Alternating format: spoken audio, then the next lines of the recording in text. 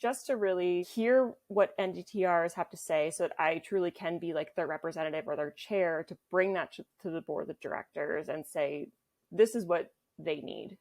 And this is what they're saying. Welcome to NDTR Spotlight, the corner of the internet where NDTR shine. I'm your host, Marie Lorraine. March is National Nutrition Month, and March 2023 is the first ever National Nutrition Month with the day for NDTRs. So very excited, and we are celebrating it to the nines on this channel. And to do so, we're bringing back NDTRs who are active in the Academy of Nutrition and Dietetics. So our guest today has been on our show before. In a previous episode, she shared her amazing career, but today we're going to focus in on all things Academy of Nutrition and Dietetics and how her involvement is making changes for NDTRs. So let's welcome Ericha. Thanks so much for coming back. I'm so excited to be back. It's been a year since last time, so it's funny to do it again, and I'm so excited for this first National Nutrition Month with an NDTR Day. Yeah. So let's go back to when you first became a member of the Academy of Nutrition and Dietetics. I became a member back in 2015 as a student. My senior year of my undergrad, when I was at Westchester, we actually had to join as part of the class. It was like our assignment.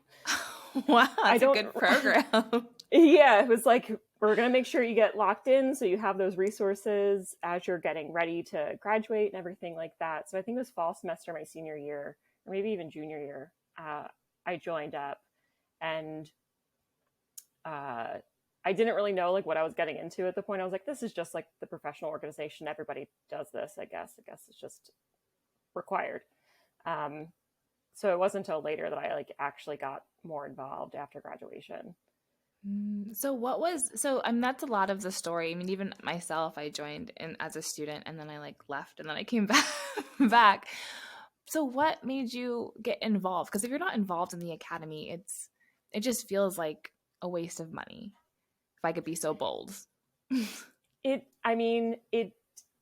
There has been several years, like before I got more involved, that I was thinking like, I don't know what my dues are going to. I don't know what I'm spending money on. Like, I got the journal, got the magazine, but other than that, I'm like, I don't know what exactly is happening. But in I guess it was 2017, it was the first time I like did an event with the academy, and I went to the public policy workshop that it was called then. I think it's the Advocacy Summit now. I went and did that event where we learned about public policy a bit, and went on Capitol Hill and talked to members of Congress about different policy issues within food and nutrition. And while there, I met a dietitian from Pennsylvania. So we were doing things together at the workshop. And a couple years later, she ended up being the president of the Pennsylvania Academy. And she knew I was a DTR and ended up reaching out to me and asked me to be on her board as the nutrition and dietetic technician registered chair. Wow. There hadn't been one, I think, in the previous year. It was a position that often went unfilled. And I had no idea what I was getting myself into or what it would entail, but I was like, sure, I have this credential. I think I can try to speak for us, or at least represent us as a whole. It was definitely a bit scary going in because, again, I was like this was like 2019. I was like pretty fresh in my career still, and didn't feel like I represented NDTRs in like the typical way, whether it's clinical or food service. But I kind of just dove in and went for it. So, and I'm still on that board. How many years later now? Wow. So you really are. I love that your involvement led to even more involvement. And that just seems like that's the process. You step out and you do something, and then you network. And so you have this role. It sounds fancy, but what are you doing? Give us the inside scoop of that position. The board of directors for each state affiliate it's totally volunteer. Everybody on that board of directors is volunteer. We meet quarterly and have a board meeting usually on like Saturday mornings from anywhere from like an hour and a half to 5 hours long. Like How it really many depends on the Saturdays? agenda. Just 4 out of the Oh, year. okay. So it's not too much of a commitment. Yeah. And to be completely honest, the first couple of years, I didn't have a lot going on. I didn't really participate in the meetings. I kind of was just doing more like not research, but kind of trying to figure out what I should be doing. And it wasn't until this past year that I started to be more active in the position and start really doing what I should be doing, which is representing DTRs of Pennsylvania.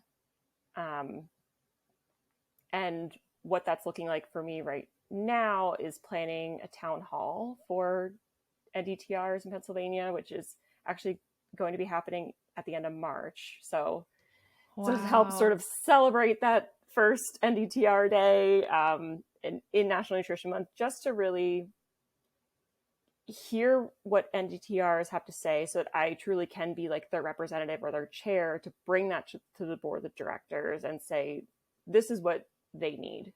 And this is what they're saying, because I have a limited scope of what NDTRs do. I mean, after being on the podcast last year, I've definitely connected with a lot more. Yay. I've made like several friends from all over. So that's awesome. But still, like the scope that I know of it is pretty small. So me just being one person to try to bring that to the board to be like, these are the concerns of our, constituents, essentially. I have to actually talk to everybody. So this town hall is going to be an opportunity for people to come and ask questions about what's going on, or so I can just kind of learn from them what exactly is happening, and what they want the state board to hear and even brought up to the national board. So that'll be coming in March as my first like big thing. I'm also planning to start featuring an NDTR from Pennsylvania in our newsletter that comes every other month. So that is so encouraging to hear. I love the transparency in your story of you joined and you weren't sure what you were doing and you took the time just to absorb and learn, because it's hard to find NDTRs really active in the academy right now, and hopefully that's going to change moving forward. And so you made the point that this is at the state level. So is it correct to say that every state has a position similar to what you're doing for Pennsylvania? They should technically have it. Whether they have the position filled is a different story. Okay. I just recently was looking into because there's a licensure initiative going on in Pennsylvania right now that it's mostly for dietitians, but I'm trying to bring the NDTR perspective. And I wanted to reach out to other states to be like, what have you done? Or what is it like in your state? And I was looking at 2 states in particular that I thought both had licensure, only one does. Maine has licensure for DTRs. And I was looking like on their board of directors on their websites, and Maine has a DTR chair, but like New Mexico doesn't. I haven't looked at all the other states. I think it's something that definitely I want to look into more, to be like, is there something where we should hold a meeting yearly where all the DTR chairs across the affiliates meet and kind of hear the concerns that are across the nation. So I haven't looked to see all of them. I know there's at least one other one. But still, I haven't looked at all 56. Yeah, that takes a lot of time, and you got to take care of Pennsylvania, so we're not expecting that of you. But I just hearing that, to me, that sparks this great opportunity for NDTRs watching this podcast of this might be an area, and even if the state doesn't have one, maybe it's something that you can implement and copy, because it's clearly something that is going to be beneficial for this credential, because you are putting out the NDTR perspective, a perspective that isn't heard enough. Someone has to bring the voice to the table, because I know that like if I weren't there, I think like NDTRs wouldn't be mentioned nearly as much in the board meetings. And even now being there, it still feels like a second thought. It's very much like, oh, dietitian's this, dietitian's that. I'm sitting there like, you're forgetting somebody. And if you're not there, you know, people might not think about to bring you up. So it's really like, if you want your presence known, if you want the academy to pay more attention to DTRs, you have to get a seat at the table. And if you see that your board doesn't have a position, it's not a position that has to be elected. It's an appointed role. So you can really just ask. If there's no one else who is doing it, you could just ask, can I volunteer my time to do it? We're currently working right now to solidify position descriptions. My position previously has not had one. That's why I was kind of like, I don't know what to do. Yeah. And I think they're going to put like a term limit in. So my spot will probably open up in the next couple of years, assuming how we finalize that. So Pennsylvania might need another one. So it's really worth it to look at your state board and see, is there a DTR chair? And even if there is, reach out to them, because they need to hear from the people in the state. And maybe they want to form a committee or a task force or something to really get those voices heard and bring the right issues to the table and ask the questions that should be asked. Yeah. And I love that point of like, if you're not there, then how are they going to know? Right. And so that's NDTRs. That's the diet technician's responsibility to make change happen and step up and speak up. Well, even in Pennsylvania, there are like 170 DTRs total in Pennsylvania, which sounds like so few in a huge state like Pennsylvania. Yeah. And only 30% of them are members of the academy. Yeah, we need to change that. That needs to be changed. And that number is pretty consistent with the national numbers as well. So I know in like the 2021 compensation and benefits survey, it was like 28% of DTRs were members of the academy. So it's like, how can we get more in so that we can be, one, represented more, but also to make your voices heard? Because if you're not there, you're kind of like screaming into the void. Like if you want something to change, you have to be there and be part of it and kind of work your way in. And that was sort of my approach going into it. I was like, if I want things to change, I need to like infiltrate the system, like exactly. Get in there and make change from the inside, because otherwise no one's saying anything and they're kind of just going with the flow. Like, you know, DTRs have, you know, always come second, and we'll just kind of stay quiet and keep it that way because that's, you know, where we are. But DTRs are so much more than just like second to a dietitian. Like, we are nutrition experts. We do know things. We bring value. We can't do medical nutrition therapy and to like counsel like an RD does. Totally respect that. But there's a whole lot more that we can do. And I think we shouldn't minimize ourselves just because like a bigger entity doesn't kind of lift us up as much as they could. Yeah. And if there's not enough NDTRs in the academy, how do dietitians even know to lift up the credential? So some of it's just some ignorance and not knowing much about the credential. So I love what you're saying about showing up. And so you're giving so much to the academy as you're a very active member. And I appreciate that. And I want to say thank you publicly for that. But what are you getting from the academy? It's a give and take as a member. So what are some of the beneficial things of being a part of the academy that you found? Probably the biggest piece is that networking and connection piece. Like if I didn't get involved in the public policy workshop years ago, I wouldn't have met the person who appointed me as chair of this board of directors. And just sort of those professional contacts and having like the membership list like at my fingertips to be like, you know, if I need to connect with people, like I have those contacts available to me. And the Pennsylvania website like has a membership section where you can find other members and reach out to them if you need something, or maybe there's someone who can link you up with a job, things like that. So probably just the network of people has been the biggest resource.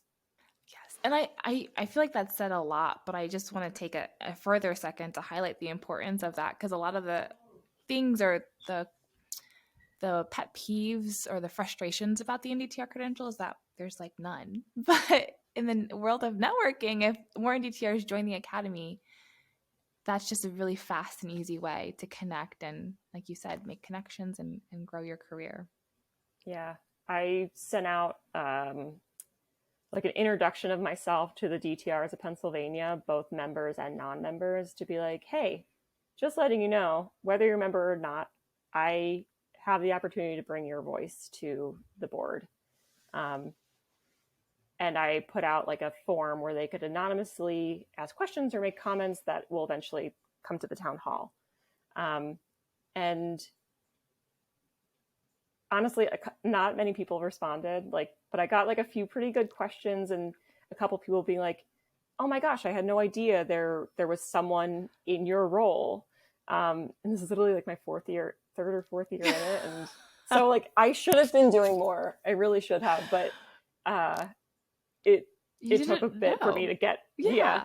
And there's a new president every year, and Mm-hmm. it's hard to like get things done without turnover happening. So it's also volunteer, so like I'm working my day job and doing this, and it's like by the time I start to like be like, oh, I want to do this, want to do that, I get things like partially planned, and then it's a year later that I'm like, okay, now it's time to actually do it. Roll it out. So it's tough. I also don't know how, because like the president position is only a year term. I don't know how they're supposed to get anything done in that time either, because it's like impossible. But this year, the past 2 years, the president has really engaged me and kind of looped me in and made me feel like I wanted to do more. So that's great. I'm very thankful for that, and that sort of like recognition. So that's been a help to like really want to get more involved, because I'm the only person on the board that isn't a dietitian, other than maybe a student here or there. And even then, sometimes there's like dietetic interns who like already are like in that level above or whatever. So it's even like when I did like voice concerns before, especially about like the licensure bill that was being talked about a couple years ago, it still like hasn't gotten far because there's still like amendments and things happening. People didn't really understand why I was concerned about it. Well, fill us in on that, because that's a really great practical example of how this role is so crucial. So what was that bill, and what was the steps that you did to slow it down? So I can't take full credit for slowing it down. It was the government, things like that. But you spoke up. Yes, but I did. I ruffled some feathers right at the beginning of taking on the role. And so there was, and it's still being worked on, a licensure initiative to basically revise licensure in Pennsylvania for dietitians. Right now, it's just a title protection for the title licensed dietitian nutritionist. That's basically all it covers. So now what they want to do is protect other titles, including dietitian, nutritionist, and others, and then also define a scope of practice, saying that only people with this license can administer medical nutrition therapy, and kind of defining what that looks like. And the first pass, it wasn't even the first pass of the bill. My first pass of the bill, when I was seeing it, I saw that the title of nutritionist was to be restricted to only people with licensure. DTRs are not licensed in Pennsylvania. So my first question was, that means I can't call myself a nutritionist? Like, and I was so frustrated about it for a while. And the response I got was kind of like, what does it matter? Or like, you just get an internship and sit for the exam. Like really sort of ignorant things to say. Yeah. especially because I'm like, I have a master's degree in nutrition. I I have a really important job, and I am an expert in And these your things, but credential is NDTR, nutritionist. It's built into yeah, your I title. have, well, especially with like when the CDR and the Academy added the nutrition piece to the RD, so RDN, and then they did the same thing at the same time for the DTR, adding that N to recognize that it's not just dietetics, it is nutrition that is involved in our careers, and to like it make it more, I guess, like palatable to the public, because Mm-hmm. dietetics sounds so, I don't know, Clinical. clinical, and then Yeah. nutrition is like more easily understood. Um, and it seemed at that point that it was like only RDs are nutritionists, because like they want to differentiate nutritionists, like the people who call themselves nutritionists, and they're just like people on the internet Mm-hmm. who Took a don't have course any online. credibility. Yeah, Yeah. like, Yeah. and I totally get that. Yeah. Totally get it. But it shouldn't exclude other credentialed nutrition professionals under that same certifying body. Like, exactly. This doesn't make any sense. doesn't make any sense to me. So that was like my first foray into this position, was me being like, excuse me, what about me? So it right then, it didn't make a difference. It kind of was like, we'll throw something in there saying that this won't stop DTRs from doing their job. It won't. That's basically all it said. It said like nutrition dietetic technicians can call themselves nutrition dietetics technicians, and this bill won't stop them from doing their job. Basically. So as years passed and it wasn't getting through the House and the other things it's supposed to go through, now there's new people looking at it, and they heard me before and they looped me in this time, and they were like, we're writing an amendment, we're trying to write this so that this time it does get through, because they've had to make a bunch of other changes. And they're like what do you want to be heard? And of course, like the first thing I was like, the title of nutritionist is like, I don't understand that restriction. We're still talking about it. It hasn't been like solidified on whether DTRs will be able to say it, but I've been doing some digging and pulling information together about sort of what licensure looks like in other states, what DTRs are really doing, where they're working. Just the other, because I think there's this common misconception that DTRs almost exclusively work in food service. Yeah. Or like it's like they're dietary managers, when the 2021 compensation and benefits survey showed that I think it's like 38 or like 48% work in clinical. Yeah. Like it's so it's not like all food they're service. Yeah. no, and I think like one of the lowest numbers was the food service division. And so they are having this exposure to medical nutrition therapy, and they aren't, writing the diet orders or things like that, but they are doing the sort of initial intake and assessment and having that. So why wouldn't that make them a nutritionist? Yeah. Like they're really doing these things that is really just like kind of 1 degree away from what the RD is doing. And at this point, at least in 2021, 57% of NDTRs had a bachelor's degree or higher. That's how I got credentialed. I graduated from a 4-year program, got a verification statement, and was told you can sit for this exam.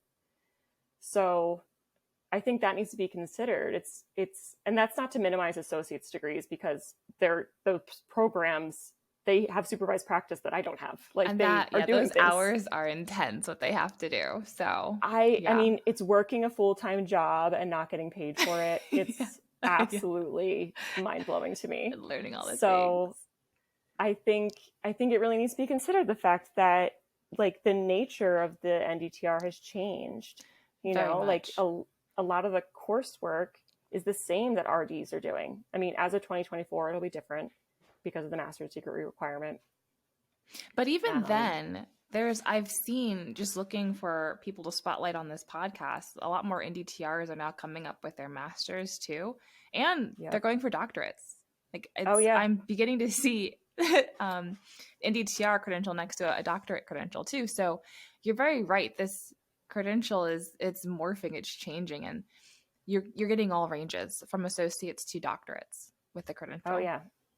And I think I guess that can make it like a little confusing too, because of like sort of the range of like education in there. So it's kind of like what's the baseline and whatever, but it's still like more than just someone who just got the certification after like a year of hardly any coursework. Like you're still doing the anatomy and physiology, the organic chemistry, the biochemistry, advanced nutrition 1 and 2, MNT. Like you're still learning all that stuff. It's just that lack of, 1,200 hours of the dietetic internship. That's like nearly impossible to get and super not convenient or accessible.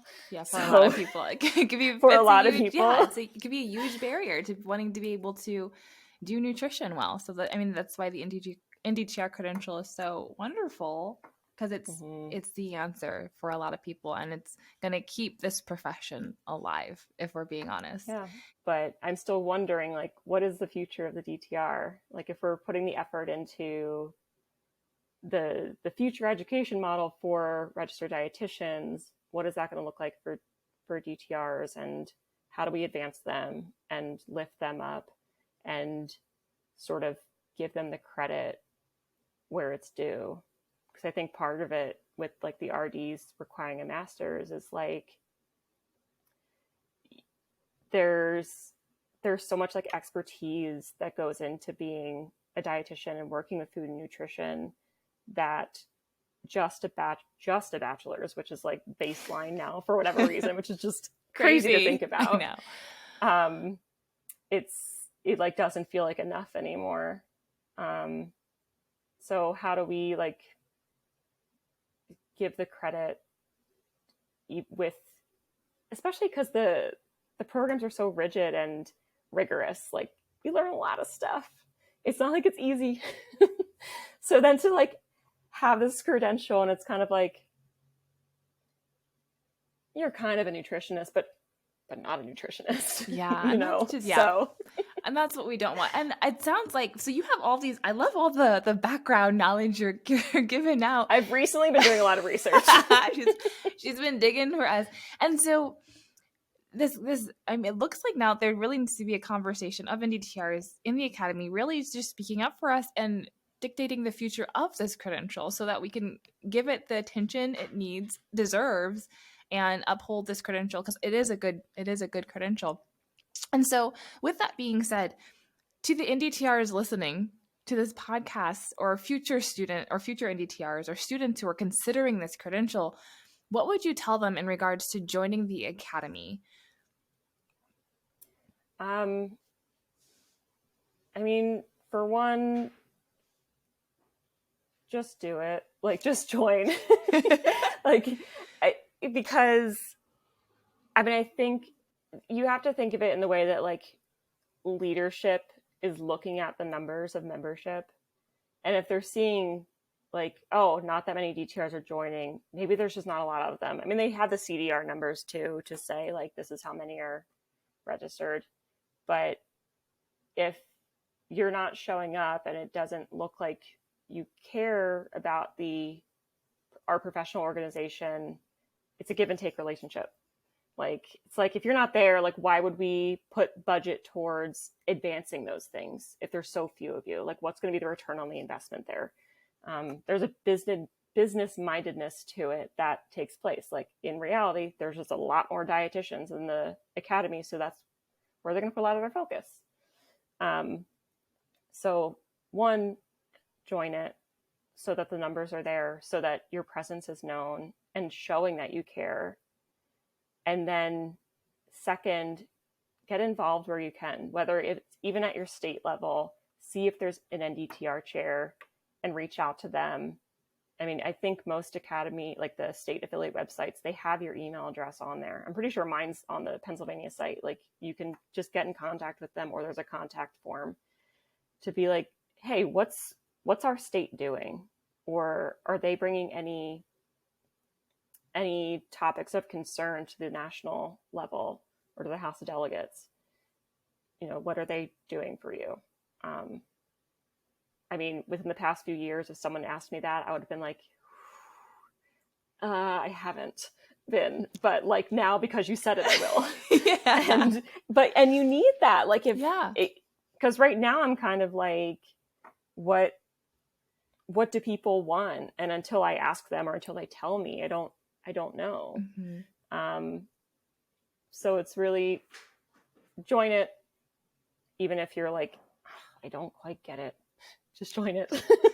Join it and reach out, it sounds like. Join it, reach out, yes. and connect. Yes. Because when you find the other NDTRs, you realize the purpose and the mission and the passion that makes you want to do the research and make town halls and let your voice be heard. Yeah, exactly. Yeah. Exactly. That's great. So we're getting NDTR Day this year. How would you like to see NDTRs recognized, spotlighted outside of this day as time moves forward? I think generally, like, the biggest thing is really highlighting the ones that exist already and showing what they do so that people know what the credential does. They're like, oh, I can get this and do these things. And you've done that with this podcast for one, but like you're one person. Yeah. We need more. We need so many more. Please. Yes, we need so many more and like so much more visibility to it to really see what are my options if I get it. So I think really like celebrating the NDTRs that are out there and showing what they're doing and showing that they are experts and things like that. And just like being their champion. And having it more than just this one day. It's like, even now, like the day has been announced, but I haven't heard anything about it yet. And like, I was looking on the Academy website because they released like their like merch for National Nutrition Month with the theme. And then they also have stuff for like RDN Day and NDTR Day, just NDTRs in general. And I remember last year, a few of us commented on their things on Instagram and were like, hey, where's the stuff for DTRs? We blew up their Instagram and DTRs. Oh, it was awesome to see us coming together for that. Well, and then we got a day. Yeah. I mean, I don't know if it was well, there was lots of things, but I think that was a huge component in it. Yeah, I mean, because it was like, oh, they care, and they're here and they see it. So, you know, it likely had an impact. And I think, and I noticed this year, like there's a couple more things for DTRs, like in like jackets and pins and stuff, still lacking. But progress. That's what we're looking for. A little bit of progress. Yeah. I'll take something. It's better than nothing. Yeah, exactly. But I just really having NDTRs highlighted and expressing the importance of that credential and how they work in a team with dietitians. Because all you really hear about is like how to become a dietitian and what it's like being a dietitian. Having more features about NDTRs to show that we are nutrition experts. We are important and valuable to the healthcare team and, you know, wherever you work. Like I don't work in healthcare, but like I'm still very valuable to my team and which is a mix of dietitians and NDTRs. So just really bringing that visibility, I think is one of the most important pieces. I couldn't agree more with you because I'll just quickly add in when I started this podcast, it was because there was only Dietetics Central and that was really the only platform for it. And I was like, what? And you look at dietitian, there's so many resources out there. Mm-hmm. And it's like, what? So I would love to see the NDTR credential saturated just like the dietitian's credential. So having more NDTRs with podcasts and making their YouTube videos and, you know, just little things like that make a big shift. Yeah. And then also just like on LinkedIn, reposting another NDTR's post or something of that nature. Mm-hmm. So many great ways. So many great ways. Even on like even on like TikTok, I feel like I've seen so many TikTok dietitians, but haven't seen like a TikTok NDTR. Yeah. Yeah. Right. I'd really like to see one. Like, get out there. And Yes. it's encouraging because that's when I was a student, that's what I would look at. I would be like, okay, so Mhm. dietitian is what I had to be in order to do anything correctly in nutrition. But I Mhm. mean, doing the podcast for the last 3 years and talking to NDTRs like you, like, no, you don't have to. You Yeah, don't have to. And you need to see that. absolutely. So what is something, so now with the recognition, so we're looking for more recognition, we're starting to get more recognition. And with that, what would you want people to know about NDTRs that they might Um, not know already?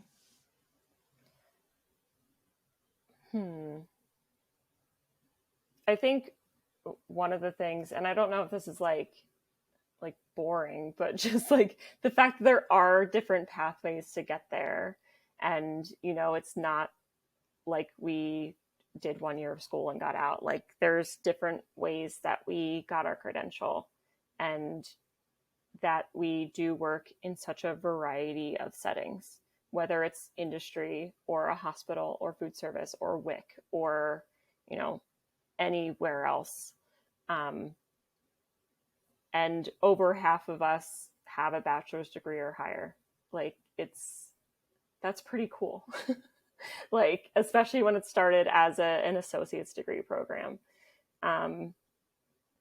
There's one other thing is that there is only one state that requires a license to practice as a dietetic technician, and it's the state of Maine. And I think if more states had licensure, it would, maybe be taken more seriously or open up those opportunities for practice and things like that. So just to know that we're not like on the sidelines. We took the hard nutrition classes, we learned it, and we are experts. We just didn't do a dietetic internship. Yeah. And sit and take that exam. We did take an exam. And it's a hard exam. It's very it's similar. Not easy. It's less clinical, but it's definitely, it's definitely it's out there. Still pretty heavy. Mm-hmm. Yeah, So, great. And I think just the biggest thing is that we exist in general. I mean, I think even like people don't even realize like that registered dietitians are who they are. Like it's kind of like, oh, you're dietary at the hospital. It's like, whoa, that's not close. how it works. Yeah. It's like, oh my gosh, there's so much more to it. But for whatever reason, the recognition just isn't there. And yeah, just we do exist. We are experts. We are professionals. We're more qualified than the person who just has a food blog and says crazy things. Whatever they're feeling that day. Yeah. There's a lot of validity to the things we say. We know how to read research and all of that. So definitely something to keep in mind. Yes. With credentialed professionals. I love that. And so let's bring in that positive spin. And what is something you love most about being an NDTR? I think one thing is being loud about it. Like the fact that I have it and I can be like, I have a credential and this is what it is. And it really like, it separates me from the people who, again, like didn't go through the programs and the classes and think they know things and say things with such confidence that I'm sitting there like, where did you learn that? Yeah. And what's your source? I learned how to read research papers, and I made me a good Googler. Yes. And you don't get that from your, whatever you're doing. So one of my favorite parts is just really like celebrating it myself, about having the credential and being a somewhat recognized professional in my career, and having that credibility behind it, and working with and finding other people with that credential and finding those common pain points about being there, like having the credential, but also celebrating some of the really exciting things about having that job. I love those. I couldn't agree Yeah. more with that. It's so enriching when you're able to work alongside another NDTR, or you find another NDTR and just the bond. You're like, oh, you understand. Seriously, like Yeah. my team at work, there's 3 dietitians and 2 DTRs, and we like the other DTR and I, her name's Jen. She went a different route than I did. She has her bachelor's. She did some sort of like dietech program that was specific to that. She did supervised practice hours, but this was like years ago. But we have a different bond than like the others on the team. There's just like that camaraderie there with it, and I love having that. That's one of my favorite parts of it too. Yeah, you can't even explain it. Yeah, and it's so I'm really hoping that more NDTRs watch this and join in the academy to build that community and that sense of of community. To say the word again. Even at Fancy, when I was there this past year, anytime I saw DTR, I was like, me too. We know each other. I was like, there's so few of us. It's so great to like see more around here and like from all over the country. So I get excited when I see it. That's awesome. I love that. Okay, so I want to talk about the theme for this year. We're looking for the NDTR perspective. So this year, National Nutrition Month theme is Fuel for the Future. And so as an NDTR, how do you help people fuel their future while protecting the planet? I think one of the biggest things, and it might sound like cliche or kind of just overdone at this point, but really promoting the consumption of fruit and vegetables and kind of doing those like meatless Mondays or any way to cut down on meat consumption and eat more fruits and veggies. It does make a difference.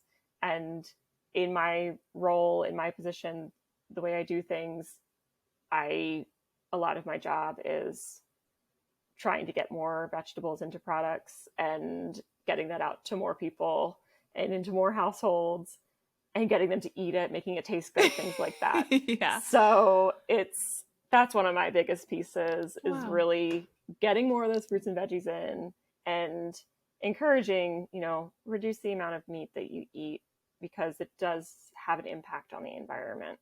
I'm sure there's some crazy statistics that I can't like get off the top of my head about like what difference that does make and like the amount of water and land and resources that it takes to raise livestock.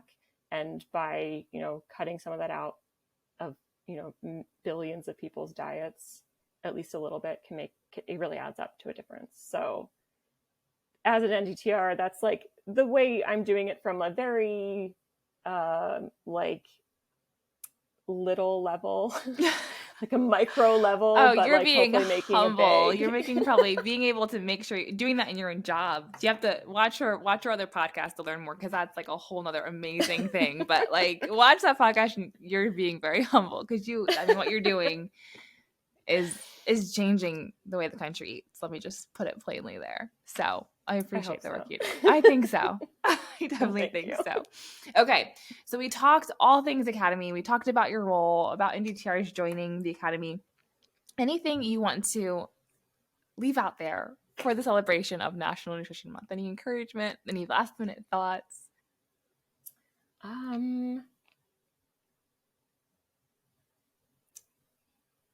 Celebrate you.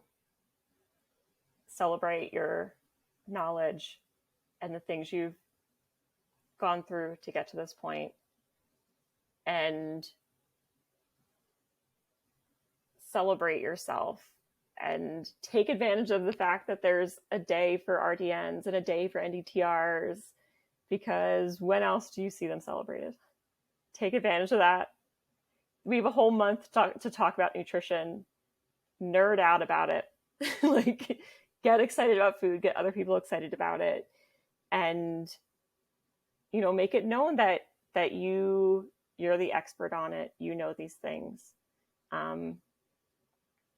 and make other people just as excited to eat fruits and vegetables and things like that. And, get more nutritious foods in them and make their lives better, because it's not just food. It's really your whole life.